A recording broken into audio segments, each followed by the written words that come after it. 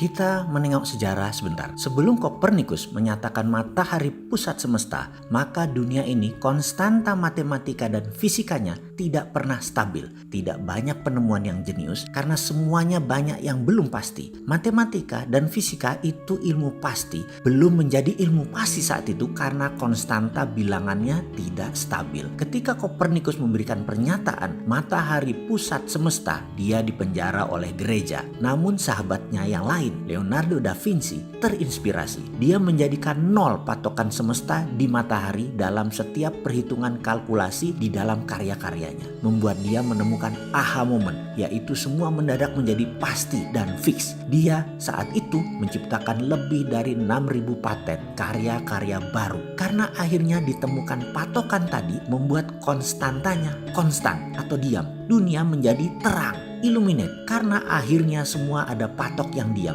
Jarak matahari itu menjadi kunci ketika matahari dijadikan patok awalnya dan diam. Sejak saat itu teori gravitasi Newton, Principia of Mathematica tercipta. Satuan jarak, satuan waktu, satuan panas, gravitasi mendadak menjadi terukur. Semua free thinker menjadi bergairah. Dunia teknologi permesinan berkembang dengan cepat sejak saat itu hingga puncaknya adalah revolusi industri di Eropa. Eropa mengalami zaman keemasan manusia kedua sejak zaman keemasan pertama periode Socrates, Plato yang penuh dengan kedamaian dan karya tinggi umat manusia. Di Timur Tengah berbarengan dengan itu juga kemajuan ilmu tadi membawa Islam juga dalam zaman keemasannya karena teknologi dan pendidikan. Revolusi industri Eropa tadi akhirnya melahirkan penjajahan atas negara yang belum berteknologi namun kaya sumber daya alamnya. Atas nama kemakmuran negara industri itulah penjajahan terjadi. Lalu ada sebuah wilayah yang makmur yang menjadi incaran negara teknologi itu di abad pertengahan.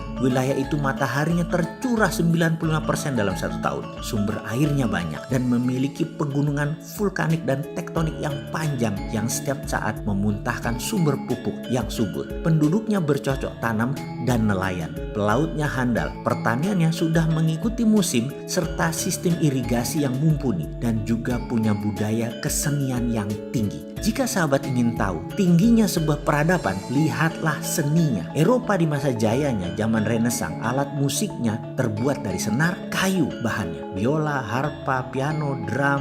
Drum juga dibungkus pakai kulit binatang. Bangsa Cina dengan kecapi, senar, suling. Lalu Timur Tengah ada rebana, gendang, India, suling, sitar, kayu, dan senar. Namun bangsa makmur yang namanya Nusantara telah menggunakan logam sebagai alat musiknya berupa gong, gamelan, berbahan logam dengan nada pentatonik yang unik, tembaga, suasa atau mas muda, dan banyak lagi unsur logam yang digunakan dalam alat musik tradisional Nusantara. Di Nias, di Kutai, di Jawa, di Sulawesi, semua terdapat jenis alat musik berbasis logam. Budaya ini sudah ada ratusan tahun yang lalu. Budaya logam Nusantara sangat tinggi. Karena itu ketika Sunan Bonang memerintahkan apati geni, perintah mematikan api, budaya logam disimpan rapi. Semua api peleburan dimatikan, ditutup rapat. Sehingga ketika penjajahan datang di muka bumi Nusantara, bukan saja mereka ingin mencari rempah, namun pastinya mereka mencari budaya logam. Data tersebut hilang di telan bumi. Para sunan tahu penjajah tadi sekali lagi bukan mencari rempah. Ada yang lebih tinggi dari rempah, yaitu mereka mencari budaya logam. Cerita ini mungkin hanya folklore atau cerita rakyat. Namun cerita ini menyebar terus karena tradisi Nusantara adalah budayanya pitutur, bertutur, bukan budaya tulisan. Cerita ini adalah cerita yang biasa mbah-mbah saya ceritakan di malam hari Ba'da Isya di kampung saya dulu. Yang dilanjutkan begini, ada 2 perintah Sunan Bonang kala itu. Yang satunya lagi, yang kedua adalah nanti di generasi 17 setelah dirinya, tinitah sabdo sumuruping geni, perintah sabda menyalakan api akan dilaksanakan. Sahabat, sesungguhnya saat ini adalah zaman keturunan ke-17 dari Trah Kasunanan. Jadi sekedar mengingatkan, waktu itu adalah sekarang. Hai, kamu tahu nggak sih? Pakai Dinaran, kalian bisa beli emas dengan biaya 10.000 aja loh.